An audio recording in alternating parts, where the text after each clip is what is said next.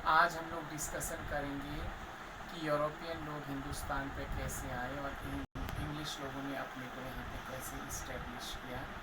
सबसे पहले 1498 ईस्वी में वास्को डी गामा पनडुब्बी के माध्यम से हिंदुस्तान पे आया था और हिंदुस्तान की उसने खोज की जो पुर्तगाली था।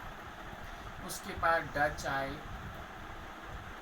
डच के बाद फ्रेंच लोग आए, फिर इंग्लिश लोग आए। इन लोगों की प्रतिस्पर्धा में अंग्रेज लोगों ने विजय प्राप्त की। ईस्ट इंडिया कंपनी 1600 ईस्वी के चार्टर के माध्यम से आई थी। हमारे जो हिंदुस्तान का सिस्टम है वो ब्रिटिश सिस्टम से मिलता जुलता है। वो इसलिए मिलता जुलता है कि क्योंकि ब्रिटिशर्स ने लंबे समय तक हिंदुस्तान पर अपना एडमिनिस्ट्रेशन सिस्टम रन किया था और पूरा ही सिस्टम रन किया था। और जिस समय वो हिंदुस्तान को छोड़ के गए, अपने पूरे सिस्टम को यहाँ पे छोड़ के चले गए थे और उसी सिस्टम को हिंदुस्तान ने फिर अपनाया। अब यहाँ पे डिस्कशन हो रहा है कि ईस्ट इंडिया कंपनी 1600 के चार्टर के माध्यम से हिंदुस्तान पे आई थी और पहला अंग्रेज सर टॉमस रॉ हिंदुस्तान पे आए थे, जिन्होंने जहांगीर से ट्रेड करने की परमिशन मांगी थी। जहांगीर ने परमिशन देने से मना कर दिया था, तो उन्होंने जहांगीर के पुत्र शाहजहां को हीरे मलमल वगैरह बहुत सारी चीज़ें गिफ्ट में दे दी थी और शाहजहां ने अपने फादर को इंसिस्ट किया कि अंग्रेज़ों को भारत में व्यापार करने की परमिशन दे दी जाए। इस प्रकार से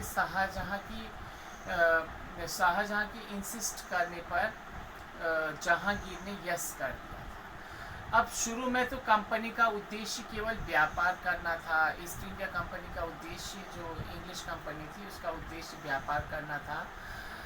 जब धीरे धीरे उनको मौका मिला, क्योंकि अंग्रेज़ लोग मुकद्दर के सिकंदर थे, किस्मत भी उनका साथ दे रही थी और दक्षिण में उन लोगों ने फ्रांसीसियों को पराजित कर दिया था और पूरब की ओर गया, बंगाल की ओर गया।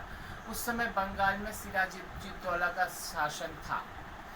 तो अंग्रेज़ लोगों ने इस स्ट्रेटजी के थ्रू सिराजुद्दौला के जो कमांडर हैं मीर जाफ़र, उनको अपनी तरफ कर लिया और उनके साथ एक ऐसी स्ट्रेटजी प्लान करी कि अगर आप हमारा साथ दोगे तो हम भी तुम्हारा साथ देंगे।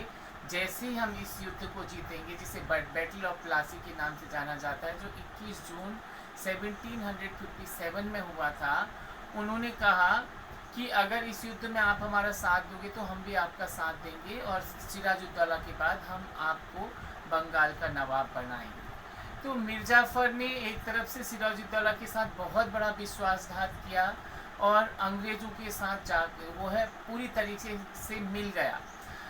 जिस समय युद्ध स्टार्ट हुआ, मीर जाफ़र ने युद्ध में किसी भी तरह की कोई एक्टिविटी नहीं करी और मीर जाफ़र की तरफ से जो सेना थी वो भी बिल्कुल सीधी खड़ी रही।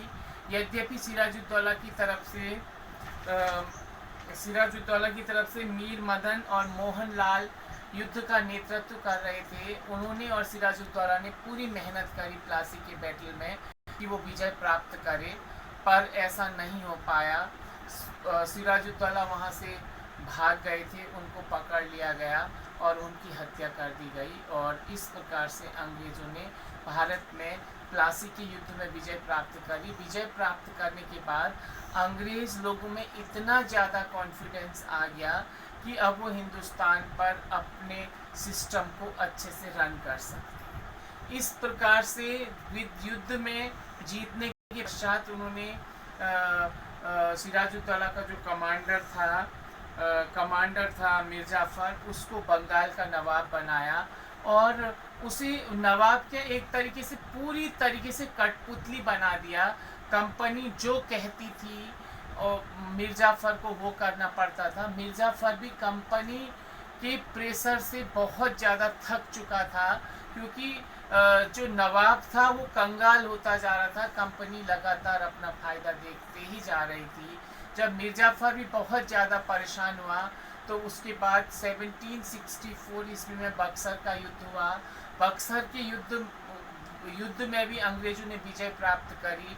विजय प्राप्त करने के बाद अंग्रेजों ने फिर यह सब अपना मन और सपना बना लिया कि वो हिंदुस्तान पर पूरी तरीके से अपने सिस्टम को रन कर सकते हैं।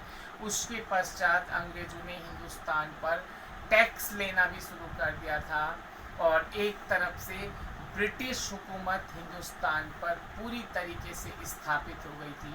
ब्रिटिशर्स को पूरा रास्ता मिल गया था कि वो हिंदुस्तान पे अपने सिस्टम को पूरी तरीके से रन कर सकते हैं। भारतीय जो एडमिनिस्ट्रेशन हिस्ट्री में या मॉडर्न हिस्ट्री के इतिहास में प्लासी और बक्सर के बैटल का बहुत ज़्यादा इम्पोर्टेंस है, क्योंकि इस युद्ध से अंग्रेज़ों को बहुत ज़्यादा फ़ायदा हुआ था। इतना फ़ायदा हुआ था कि उन्होंने डायरेक्ट तरीके से हिंदुस्तान पर अपना पूरा परचम लहराना शुरू कर दिया था और ब्रिटिश हुकूमत की हिंदुस्तान पर शुरुआत हुई। तो आज हमने briefly battle of Plassey, battle of Buxar के बारे में ब्रीफली डिस्कशन किया और अगले लेक्चर्स में हम लोग 1857 की रिपोर्ट के बारे में डिस्कशन करेंगे। Thank you.